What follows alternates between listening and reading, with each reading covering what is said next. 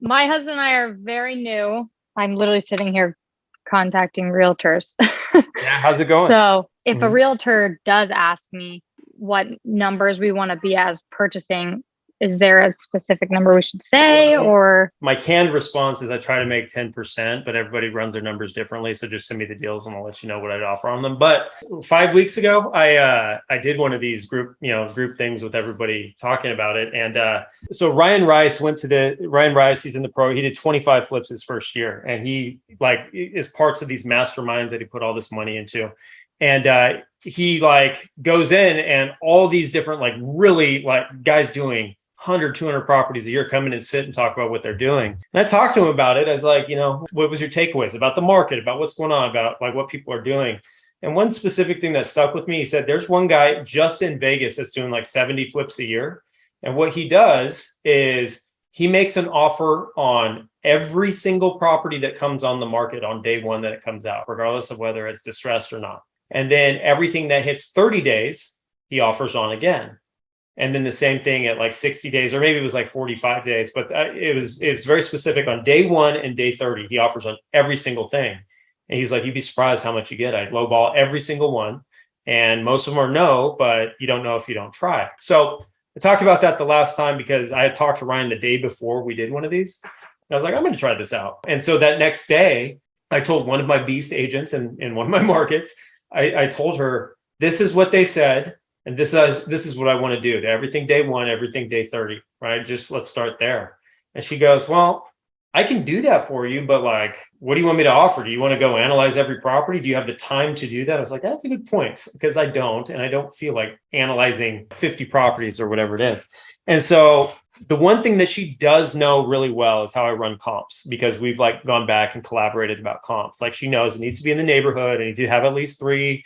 I look at days on market. I need to be consistent. I need year built, all that kind of stuff. So she knows that within reason. And so she's like, well, how do you want me to offer on these? And I said, well, let's try it like this. Anything that's take the ARV of every single one of these properties. You can have your virtual assistant do it if you want. Just make sure they do it based on this criteria. Take the ARV. If you look at the pictures and it needs minimal rehab, and you can use your own discernment on whether or not you're going to do minimal rehab, make the offer at like, it was like 75 or 80% of the ARV, right? Because I'm looking at them like, okay, if I'm like not going to do anything to it and I can get it for a steal and just throw some paint on it and put it back on the market, that might work for me. I said anything that needs a decent amount of rehab, do it 10% less. So I think it was 75%, 65%, and 55%. If it's like something where I need to do everything, it says foundation, roof, everything, like you can tell that it's like a haunted house that's been vacant for 5 years, right? It's a bit of a fixer-upper. I was like, just do it and send them over to me for DocuSign. I don't care what the addresses are. Just send all of those. I'll let you know if I find one that I've already made an offer on with another agent, in which case we'll omit that from the group. But just make sure I got my inspection period. And if we get it wrong, I'm just going to back out. And so she did that. And it wasn't 50 offers. I think at the end of the day, on that one day, we made like 18 or 19 offers. I think I got like 5 of them accepted. And 3 of them I backed out of, and 2 of them I bought already since the last time we've done it. And that's just off of going in and implementing that. So I think that if you're trying to explain to somebody that you are familiar with, like a family member, on, okay, what, and they're like, look, you don't have to run this script on me. Just like tell me what to do and I'll just go make offers on your behalf. Make sure you have an inspection period, really teach them how you run comps and make sure they're in the same neighborhood. It's, like really specify that I'll use this thing that we have from Instagram lives that I use all the time. Make sure that, the main streets, that the properties are within that main street. Try to have 3 comps, make sure they're consistent. And if it's there, offer at 75, 65, and 55%, depending on if it needs minimal work, if it needs just a regular flip because everything's old, or if like the house is falling over.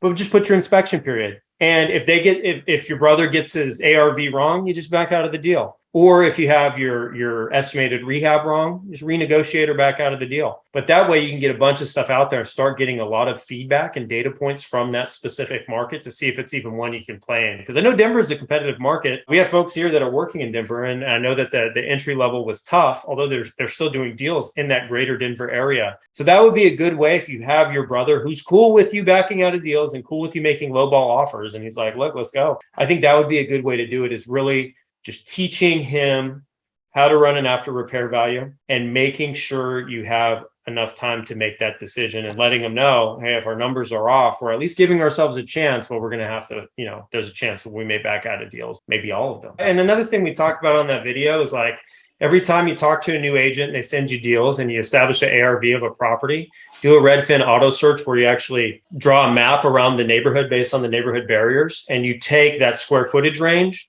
and you give yourself like an auto search, like, hey, if something comes in this neighborhood that's built between 1960 and 1980, that's between 1,300 and 1,700 square feet at 480 grand or less, send me an instant email.